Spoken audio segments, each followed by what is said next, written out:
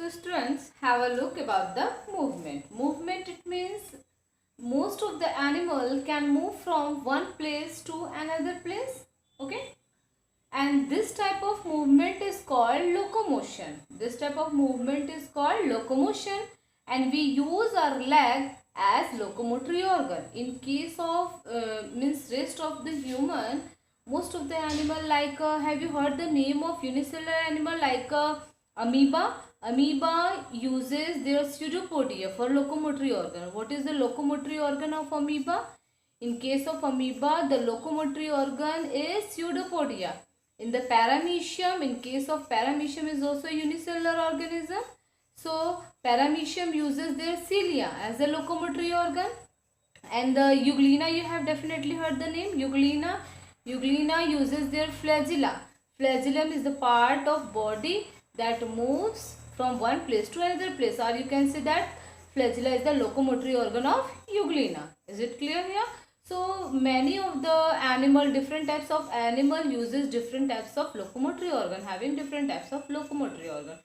Okay, so how we can say in the case of vertebrates, how the vertebrates move? Vertebrates, it means those animal who have the vertebral column, who is having the vertebral column, or you can say the backbone. So such type of animal is known as vertebrates. Okay, so animals that have a vertebral column are called vertebrates, and that animals moves with the help of bones and muscles. And as you know, all the vertebrates move with the help of bones and muscles. So now in this chapter we will discuss about some non-vertebrates animal, or you can say the gaits of animals. Okay, now we will learn about the gaits of animal. Okay students, so have a look about the gaits of animal. Gait of animal, what does it mean? Firstly we have to mean the gait. What is it? So gait is the pattern of movement.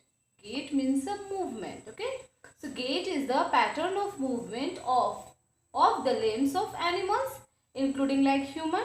Okay, now during locomotion over a solid substrate. Over a solid substrate. Substrate, it means a solid surface.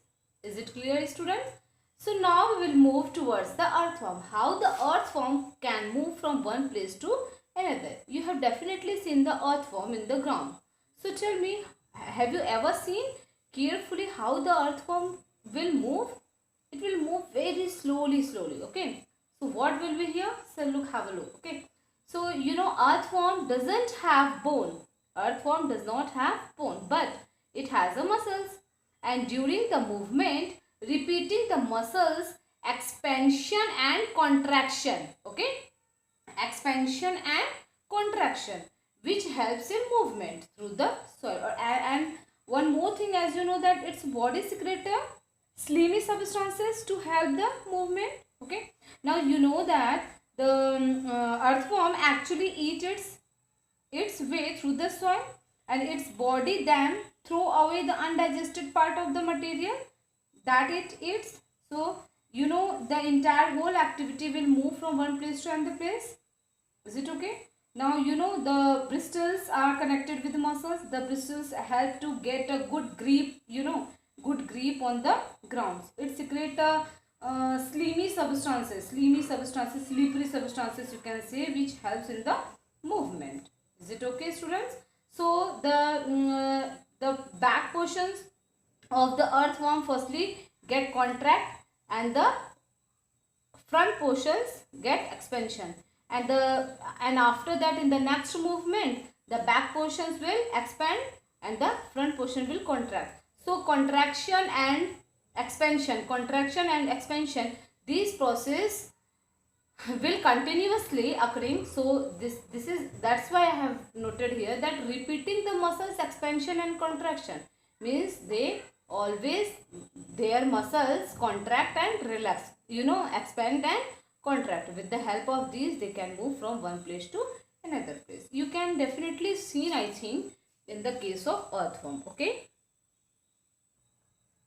so student, if we are going to talk about this snail, have you seen this type of structures in the rainy season?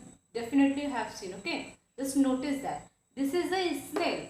Okay, the snail has outer rounded hard shell, which is not made up of bone. It is not made up of bone, but it is a hard bony like structures. Okay, so it is known as a outer skeleton. It is known as outer skeleton. Okay, the thick structure is called its food. The thick structure is called as food, which is made up of a strong muscles. Okay, in the case of snail, you have definitely seen the outer rounded hard shell, which is not made up of bone. It is not made up of bone, but it is a outer skeleton. Okay, now come, let's move about the cockroach. Okay, have you seen the cockroach? You know that cockroach can walk, can climb, as well as fly in the air also. They have 3 pairs of legs. They have 3 pairs of legs. This is 1, 2, 3. They have 3 pairs of leg, which helps in movement, which helps in walking, and 2 pairs of wings. Okay, and 2 pairs of wings. Okay, which helps in the movement. Okay, and the body is covered with the hard outer skeleton. The body is covered with the hard outer skeleton. Getting my point? As you know, earlier we had already discussed that the this outer skeleton is made up of a number of plates. The outer skeleton is made up of a number of plates that join together and that permit for the movement. There are 2 pairs of wings that is attached to the body just behind the head. Getting my point? And the cockroach have distinct muscles, and those near the leg moves